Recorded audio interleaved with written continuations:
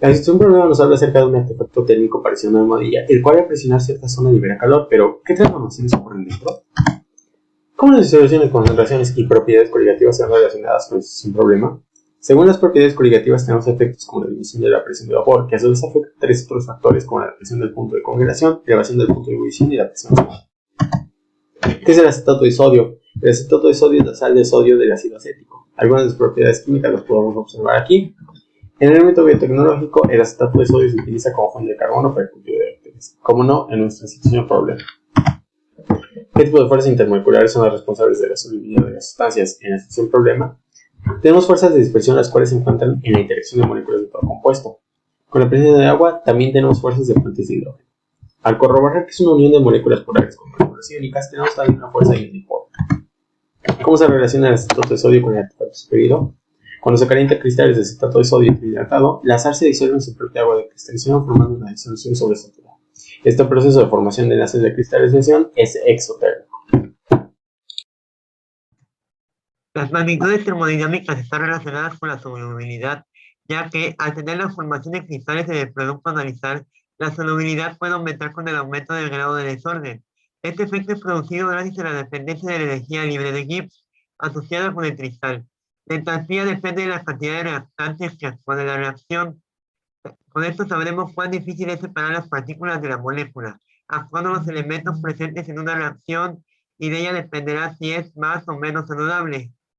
La entalpía se representa por la letra H, la entropía se representa por la letra S y la energía libre de Gibbs se representa por la letra G. La relación de estos parámetros termodinámicos se da principalmente por la ecuación que se ve en pantalla, es la energía libre de Gibbs, la cual nos ayuda a determinar si una reacción será espontánea o no.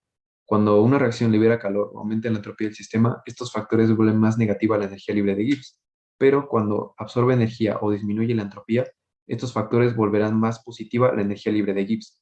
De esto podemos concluir que una energía libre de Gibbs menor a cero corresponde a un proceso espontáneo y una energía libre mayor a cero a un proceso no espontáneo. ¿Y por qué creemos que una disolución sobresaturada genera calor? Bueno, el disco de metal contenido en la bolsa térmica sirve como un dispositivo de activación para la iniciación de la cristalización de líquido, como ya dijimos. En este momento la disolución está sobresaturada. Cuando el material cristaliza, la energía asociada con la transición de fase se libera y la temperatura aumenta la temperatura del punto de fusión o de congelación de la sustancia. Tenemos que cuando una sustancia experimenta un cambio de temperatura, este absorbe o cede calor al ambiente que le rodea. Sin embargo, cuando esta sustancia cambia de fase, absorbe o cede calor sin un cambio de temperatura. Y en una reacción química, no todos los reactivos y productos se encontrarán en sus estados estándar. Por lo tanto, podemos tomar la relación que existe entre la diferencia de la energía libre de Gibbs y la diferencia de la energía libre de Gibbs estándar, donde en esta ecuación tenemos a R, que es la constante de los gases, a T, que es la temperatura absoluta de la reacción, y Q, que es el cociente de reacción. Q, que es el cociente de reacción, varía de acuerdo a la composición de la mezcla de la reacción. La diferencia de energía libre cuando hablamos de reacciones químicas de forma general es proporcional a la magnitud de la solubilidad, como podemos ver en la ecuación. Y para poder resumir, tenemos que el volumen y la temperatura podrían ser unas variables importantes, de modo que podemos observar las unidades de la solubilidad como gramos sobre litro, en donde encontramos el volumen de la disolución. También será importante determinar o conocer la temperatura a la que se encuentra. Y esto tiene que ver o tiene una relación también con el punto de ebullición y el punto de congelación. Aquí tenemos la gráfica en donde podemos ver unos gráficos de energía libre de un sistema de reacción contra el grado de avance para dos tipos de reacciones, una para el sistema reaccionante y otra para el sistema reactivo.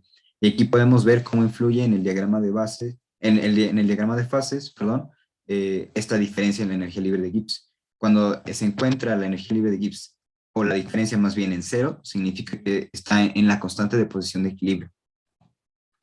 Y para el diagrama de fase del acetato de sodio en agua, tenemos esta gráfica que muestra la fracción molar del acetato de sodio en agua comparado con la temperatura en Kelvin.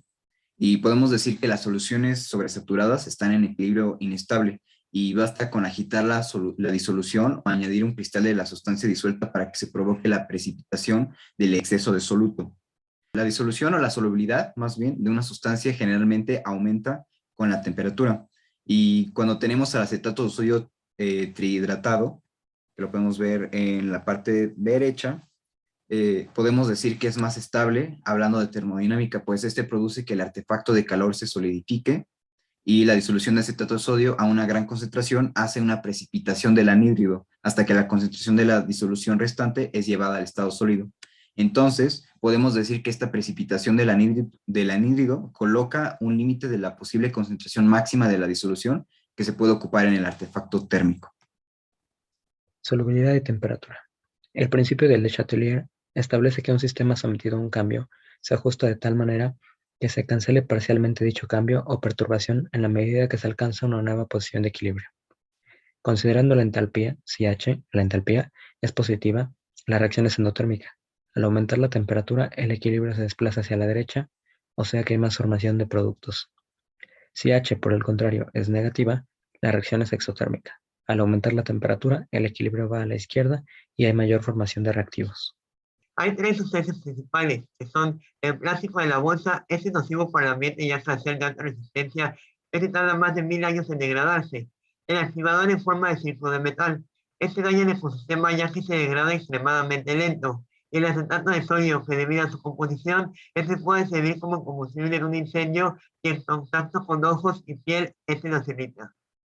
El procedimiento adecuado para el tratado de residuos es la identificación del tipo de residuo, sea este algún tipo de material como plástico o metal, o en el caso de que sea un activo, identificar y almacenar con su concentración molar y si está diluido en qué y la cantidad de este.